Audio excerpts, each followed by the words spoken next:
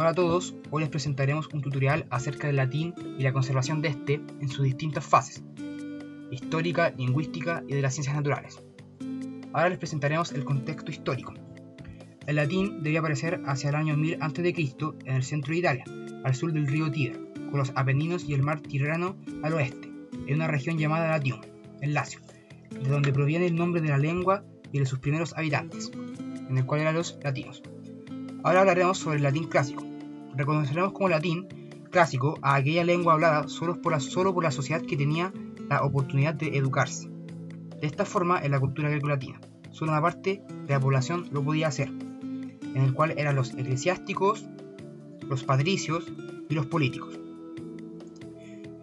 Tiempo después ocurre lo que es el latín vulgar, en el cual es una variante de la lengua masiva y conocida por el pueblo, quienes eran los vulgos. El imperio, al expandir su territorio, contaba con la necesidad de comunicarse. Por lo tanto, al ampliar el territorio, la lengua que se difundía no era la clásica, ahora era la vulgar. Ahora les presentaremos el nacimiento de las lenguas romances. Las lenguas romances son una rama indoeuropea de lenguas estrechamente relacionadas entre sí y que históricamente aparecieron como evolución del latín vulgar, entendido en su sentido etimológico de habla cotidiana del vulgo o común de la gente, y opuesto al latín clásico. De cierto momento era una lengua aprendida como segunda lengua y no como una lengua materna. Luego, Coseriu, lingüista y gramático, encontrará interesante establecer el origen de la lengua española. Para ello, su primera indagación es respecto a la expansión del Imperio Romano y la formación de las diferentes ramas heterogéneas, con una base en común de la evolución del latín, gracias a la influencia de adstrato, substrato y sustrato. Es posible señalar que el español es una de las lenguas romances o románicas menos cercanas a su origen.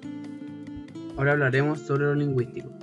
Una cantidad considerable de las palabras que componen el vocabulario de la lengua castellana procede del latín vulgar, hablado en la península ibérica en el momento en que surgieron las lenguas romances al fragmentarse el Imperio Romano en Occidente. A medida que iba debilitándose la unidad política, administrativa y militar, que mantenía cierta unidad lingüística en los pueblos controlados por el imperio, las diferencias locales se acrecentaron, originando más tarde las lenguas romances. Con el paso del tiempo, el latín vulgar sufrió numerosas alteraciones fonéticas que afectaron sobre las consonantes, en especial la T. Estos cambios responden a una tendencia que dependen del fonema y de su situación en la palabra.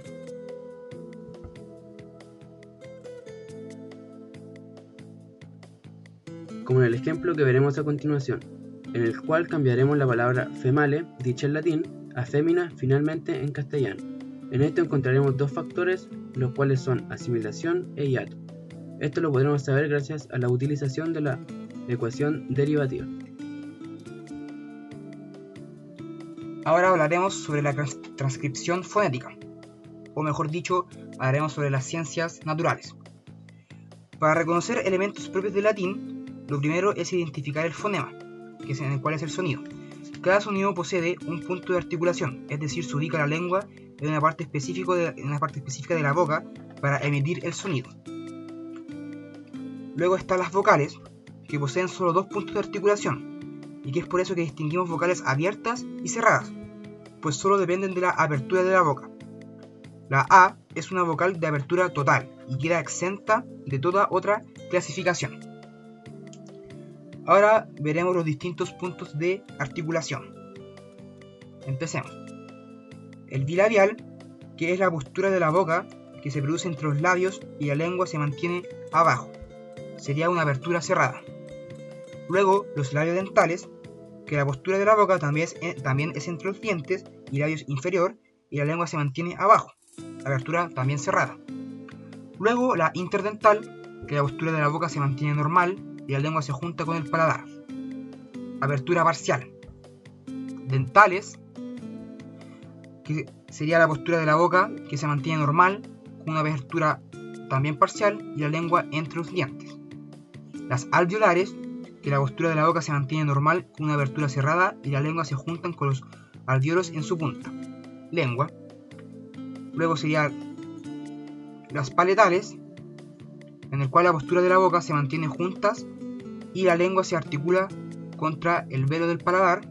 Y por último, las velares, que es el punto de articulación, o mejor dicho, su punto de articulación se produce en la parte trasera del paladar. Se produce una articulación fonética y la boca se junta entre sí. Con esto concluimos que en el contexto histórico pudimos observar la historia y todos los cambios que se produjeron en el latín, para así conocer hoy la mejor parte de esto. En el lingüístico aprendimos sobre la transformación del latín, el castellano, mediante un análisis gramatical de este. Y en las ciencias naturales pudimos aprender y observar cada punto de articulación en su fase biológica. Gracias por ver este tutorial, espero que les haya servido y nos vemos en la próxima.